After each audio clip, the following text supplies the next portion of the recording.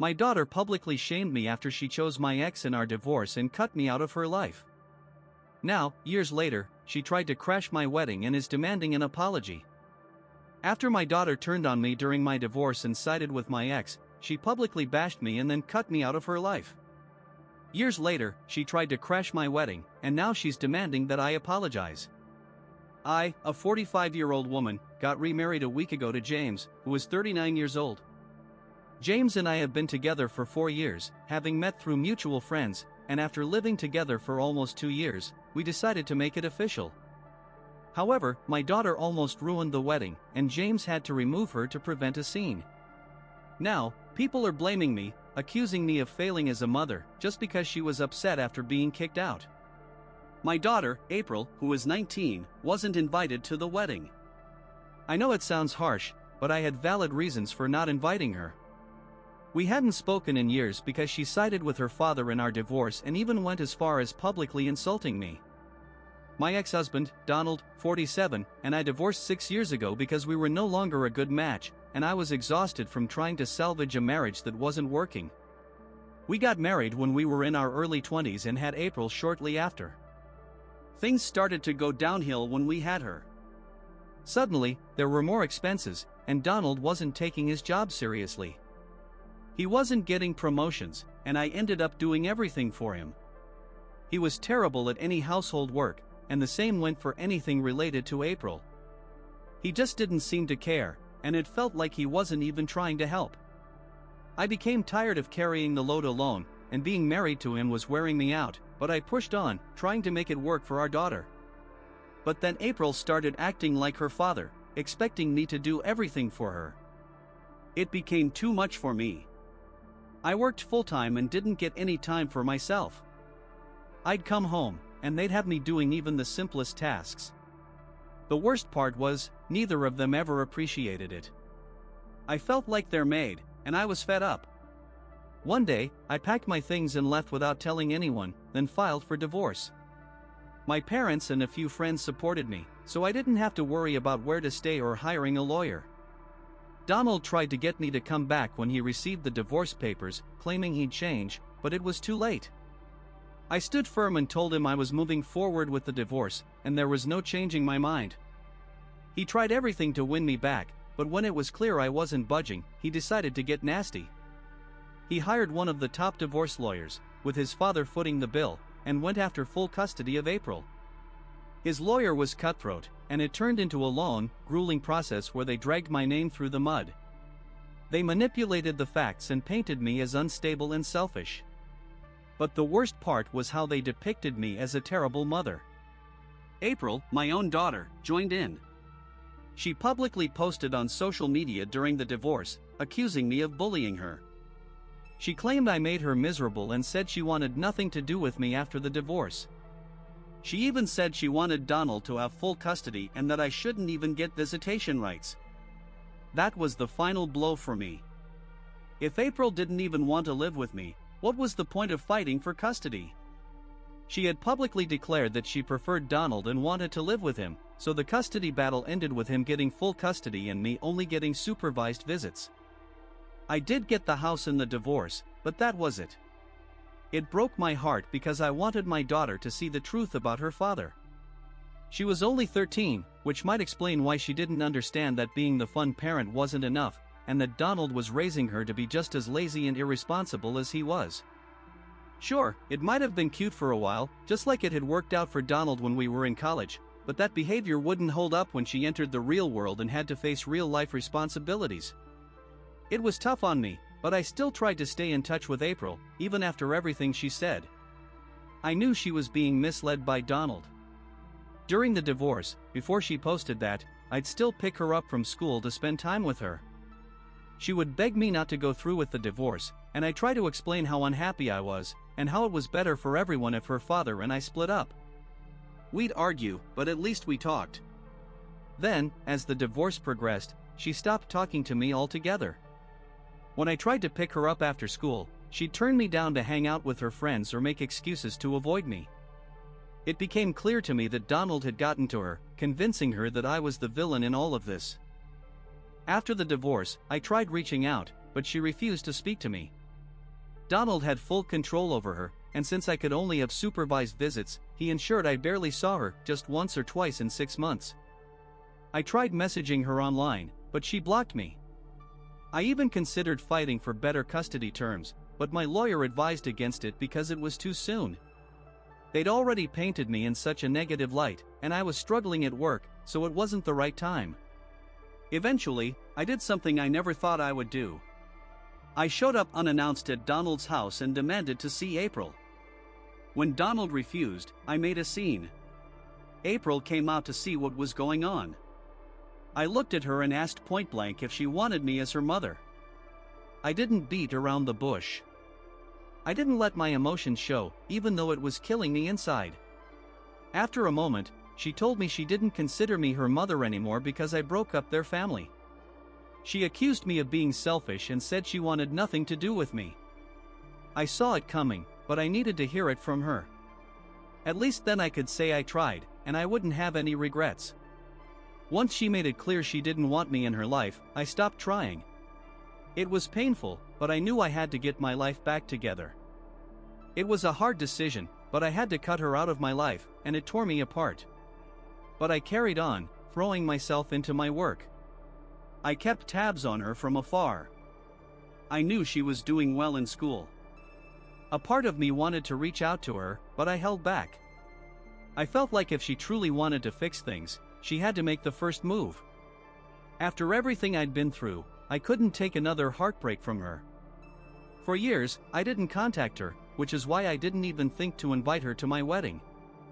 I didn't think she would want to come, and frankly, if someone hasn't reached out to you in almost 6 years, they probably don't expect an invitation. When the wedding invites went out, I didn't put her on the list. I didn't want to deal with another insult. But somehow, she found out about the wedding, probably through some family members, and showed up. I got lucky because by the time she arrived, James and I had already finished the ceremony and were about to have our first dance. Our security team was great. They didn't disturb us during the ceremony, but once we were done, they told us that April had tried to sneak in. They had caught her trying to get into the venue after she had been turned away the first time. April was furious and demanded to be let in, saying she was my daughter and deserved to be at my wedding. I was so shocked I couldn't think of anything to say. This was the first time I'd seen her as an adult. Seeing how shaken I was, James stepped in and told security to escort her out. She wasn't on the guest list, and if she wasn't invited, she didn't belong at the wedding. They kicked her out, screaming. James and I sat alone on a bench outside to let everything sink in. I was still in shock. I really wasn't expecting April to show up, especially since she hadn't shown any interest in my life after the divorce. It took me a moment to realize that this was my wedding day, and I was entitled to enjoy it with James, without anyone else making it about them. Once I got myself together, we went back inside to join our guests and try to take my mind off April's sudden appearance. The rest of the day went by smoothly, and by the end, I had almost forgotten she'd even been there. But the very next day, Donald called me for the first time since the divorce to yell at me about what had happened. He was furious, saying James had no right to throw her out, especially when April had come to the wedding to make peace with me. According to him, April was just trying to extend an olive branch, and James ruined it by having her removed. He claimed she was upset and humiliated, and now he thought James and I owed her an apology. I told him there was no way I was apologizing.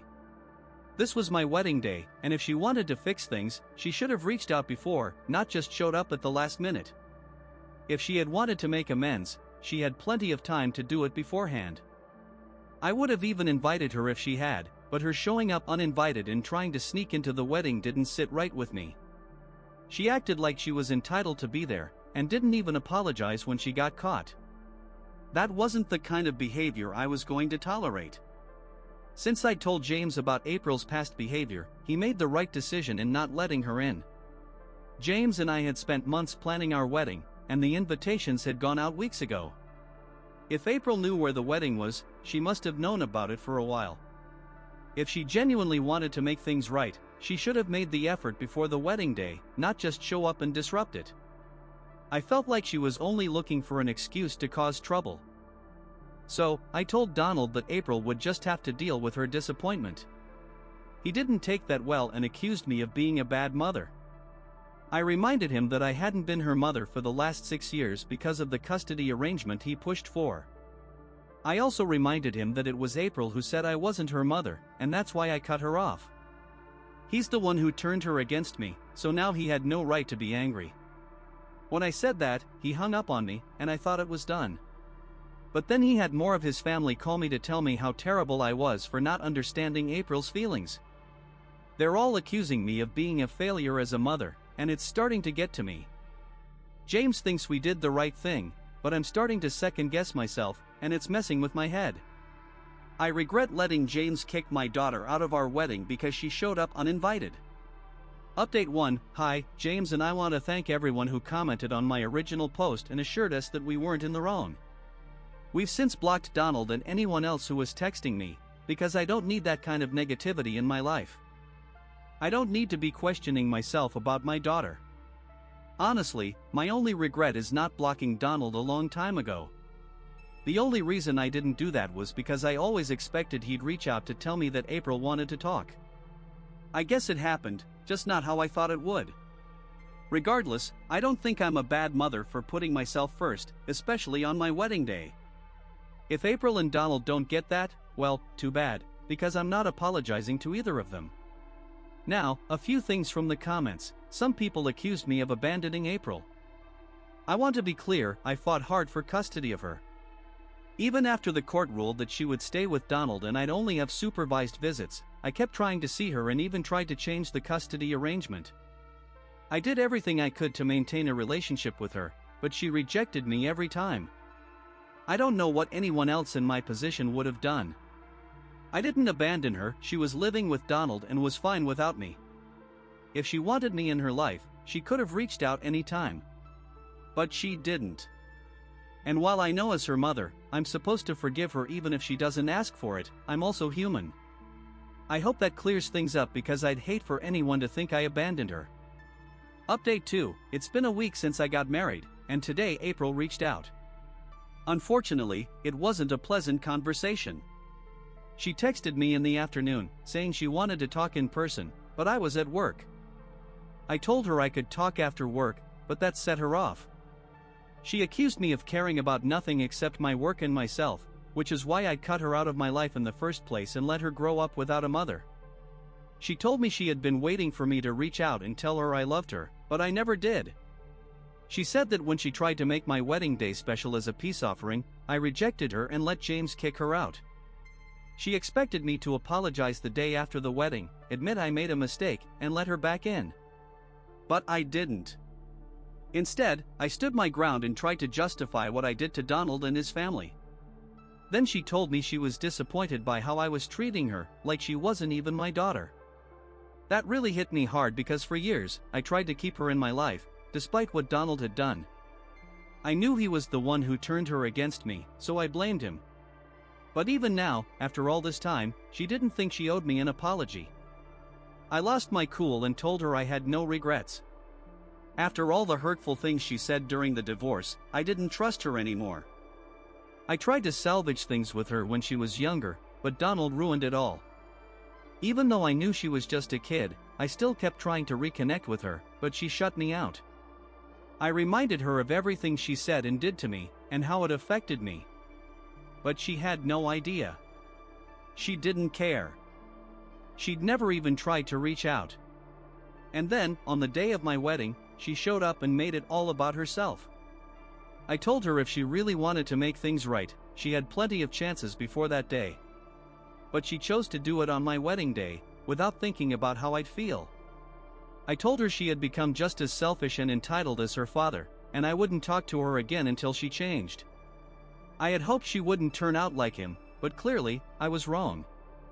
I told her she could contact me when she was ready to apologize, but until then, I wanted nothing to do with her. I didn't let her say anything more and ended the call. It didn't feel as good as I thought it would. I almost called her back to take it all back, but at least now she was talking to me, not pretending I didn't exist. It's weird, but that's how it is. Update 3. It's been a couple of days since April last called me. Honestly, I thought she'd reach out sooner, but it hasn't happened yet. I'm a bit disappointed, but there's not much I can do about it. So, I'm trying to stay focused on James and our honeymoon, which is just around the corner. James thinks April will reach out before we leave, so I'm hoping for that. But Donald has tried contacting me again. He showed up at my office the day after my call with April, but I refused to talk to him.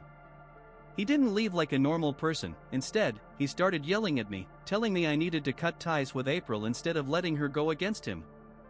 He even said that the reason she was just like him was because he raised her while I was busy with other men. That crossed the line. So, I told him I'd call the cops if he didn't leave, and he could get in serious trouble for stalking. He thought I was bluffing, but when I pulled out my phone and showed him I had already dialed the cops, he knew I wasn't messing around. He finally laughed. James suggested I get a protective order, and I'd like to, but I'm not sure we have grounds yet. We've talked to a lawyer just in case, but for now, I don't think he's a real threat. He's just weak and foolish, and I'm not afraid of him. Update 4. So, with just 2 days until James and I leave for our honeymoon, April finally contacted me. I was overjoyed, but it turned out to be just as I expected. Not only did she reach out, but she actually apologized. She said she had been a horrible person for the last 6 years. She admitted that she had been loyal to Donald, but after speaking with me, she did some soul-searching and realized she made a mistake. She tried talking to Donald about it, but his response only proved her fears. He had been manipulating her all along to keep her away from me. They fought the night of our phone call, and I think that's why Donald showed up at my office the next day. But after that, April realized how she had been acting and saw that my reaction to her showing up at my wedding was completely justified. She realized I didn't trust her anymore, but that was on her. She finally understood and wanted to make things right. We agreed to meet in person tomorrow, and she even asked me to bring James so she could apologize to him, too. We're having lunch tomorrow, and I really hope it goes well. Update 5. James and I just came back from lunch with April. It felt surreal, like we were catching up on lost time. At first, it was emotional, but once the apologies were out of the way, we began talking about everything that's happened since then. It was nice hearing about her college life, and we shared the story of how James and I met. We had a really nice time. We agreed to meet weekly for lunch or coffee, and we're also going to start therapy together. It'll be a big shock to Donald, but April told me she doesn't care about that anymore. I'm really looking forward to fixing our relationship.